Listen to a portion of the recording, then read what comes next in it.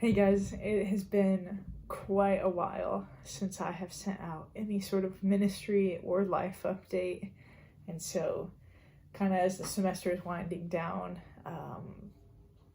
the extra time towards the end of the semester made me realize that I haven't shared any updates along the way, and honestly, I don't even remember the last thing I sent, if it was about the beginning of the semester or coming home from Turkey.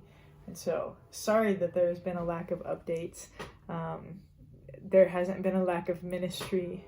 It's just been crazy. There's been a lot of stuff going on, um, and I think that's a good thing. I think there's been a lot of good stuff going on, and so I just wanted to share a little bit about this school year, and I can't believe we're like heading into Thanksgiving in a couple days, and it's just been this semester's gone probably faster than any other one, and I don't know if that's just the reality of being here longer, if they'll just continue to speed up.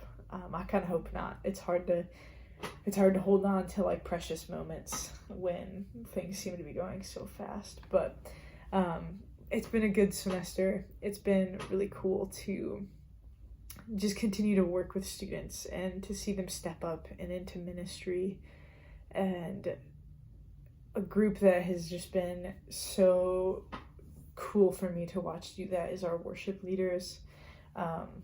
This year I get to work with them pretty much every week. We're working together to talk about worship and what worship is and what our Tuesday night services should look like and what our heart behind that is and how we lead our worship team and our AV team and all of those guys in that. And I get to work with 3 students currently. We'll be asking some more to come on and help us out and be able to train them before the seniors graduate here soon. But the 3 that I've spent this semester with, 2 of them are seniors and one's a junior, and one led with Ike and I last year, and so it's been really awesome to just continue to work with her, and she's a great friend of mine, and so we have so much fun working together and planning worship together. But really, like, just her heart of worship is incredible, and she teaches me so much. But it's been so cool to watch her teach the other 2 that joined us this year, and really like all 3 of them, watching them step into their roles as worship leaders has been so cool. And each time they lead, I can't believe like how new they are to it. They've been on our worship team for years. They've played guitar or bass, and they've been a part of it, and so they've seen kind of like the DNA of what our team has been here, even since before I took over leading that. But just the way that they love leading other people into time with the Lord, into a possible encounter with Him, into seeing about who He is and what He's done and what He's going to do again, and the importance of that. They work so diligently to care about their fellow students and the people that are going to show up on a Tuesday night, and how can we shepherd them into a moment with the Lord well. And so they think through so many details, and a lot of it having to do with what words are we singing and what things have gone on our campus that these songs could be helpful in us walking through this time with. And an example that comes to mind is that this fall we had a fraternity brother at a house that we all know pretty well fall off a balcony and pass away, and just a super tragic moment for our whole campus. And he fought for his life for a while, and so people gathered on campus to pray, and the university allowed many different people to host things like that. And it was so cool to watch campus come together and call out upon the Lord and hope for the Lord to come and move and do something. And in that time, it was really cool to me. Our worship leaders were thinking about, what words do we sing on a Tuesday that will help people walk through this time with the Lord. And I remember one of the songs that they kind of came to rest on that just felt like, and these are words that we need to be singing, is the song Tremble.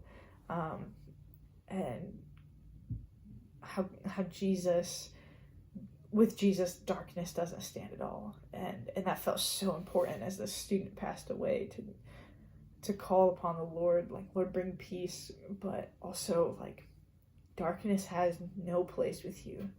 And this feels dark. This moment on campus feels dark. And so I just am so impressed with them and so grateful for the time that I get to work with them. And we're currently getting ready to lead our winter retreat with His House Ministries in the winter. And so we are fully in retreat prep mode and planning songs and thinking through the details of, okay, this is where the teachings are going. And so where does worship go with that, and how worship and the music go hand in hand. And so it's really cool to work with them, and that's just been really, really awesome.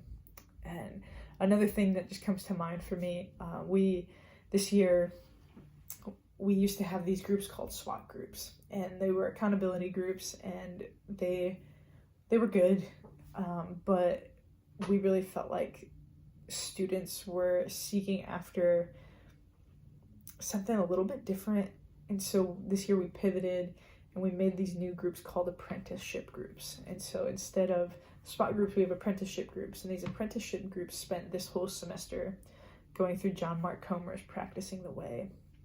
And I was meeting with my leaders last week, and it was just encouraging to hear about their groups. It took a little bit to get groups off the ground, and less people signed up than we expected to at the beginning of the semester, but our leaders really kind of rallied around and were like, oh, I think this would be good for this person and this person. And so they reached out to a ton of people and invited them into their groups. And their groups are 4 or 5. They're pretty small.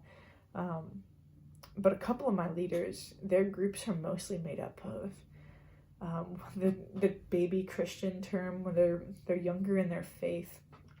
And what Practicing the Way goes through is a lot of things that even as like Christians that are mature, we don't know a ton about sometimes, like Sabbath and rest and the practice of confession and healing and just different things that we know, but we don't always know how to walk out with the Lord and walk out in community.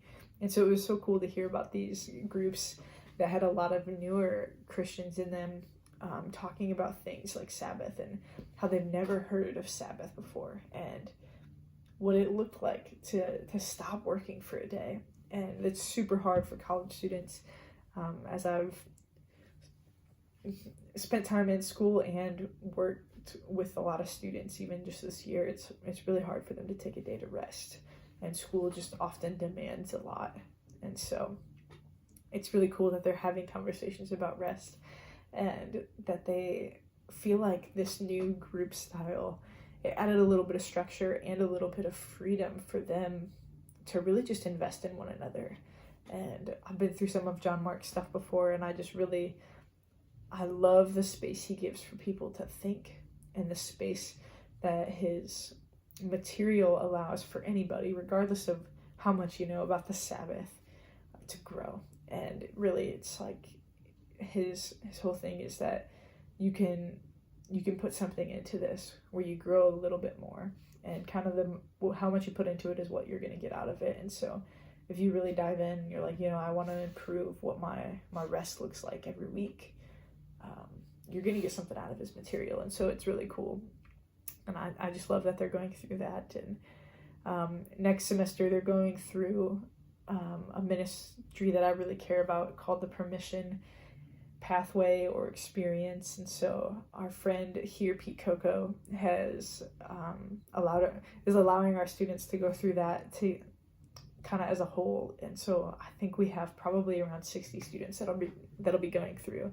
the Permission Experience. And really the whole heart behind that is that we are the hands and feet of Jesus. And so often in the church we think the minister's job is to do something, but really, like, Jesus asks all of us to do something. And so the permission pathway, it walks through your identity and who Jesus created you to be, but also how you were gifted and how God wired you a specific way, and the specific passions you have, and kind of how all of these things converge into one calling. And then at the end of it, you write a seasonal mission statement. So it's roughly every 6 months you write a mission statement that's like, based on where I'm at and the things that I really care about and the way God has gifted me, I think this is my mission for the next 6 months or so. And so it's really cool for students to get to do that on like a semester basis, coming into spring semester, what's my mission? And so they're going to be going through that next semester, and I'm really, really stoked for them and excited to hear what they learn. Permission meant a ton to me when I first went through it with some students, and Pete is a really great friend of mine, and so I'm super thankful that they are going through that stuff in this next semester. And so that feels really brief, and there are so many more stories that I could share about, but and worship has been awesome, and working with worship leaders and new musicians and people stepping into that has probably been the most encouraging thing to me this semester. And I have so much joy working with them, but I also really love these apprenticeship groups, and honestly I'm a little jealous that our students are going through this and I get to help them go through it, but I'm not going through it with them. And I'm really hopeful that I get to go through it with a group of students here soon. But all the students that I had planned on going through it with wanted to go through it with other students, which is really awesome. And so I love that they're just doing ministry together, and I'm a little sad I'm on the sideline a little bit, but it's so cool to get to hear their stories and be a part of it in that way. So that's what's going on in our world and the things that are coming up. And I hope you have an amazing holiday season. Happy Thanksgiving. Merry Christmas soon. And I'll check in with you guys in the near future.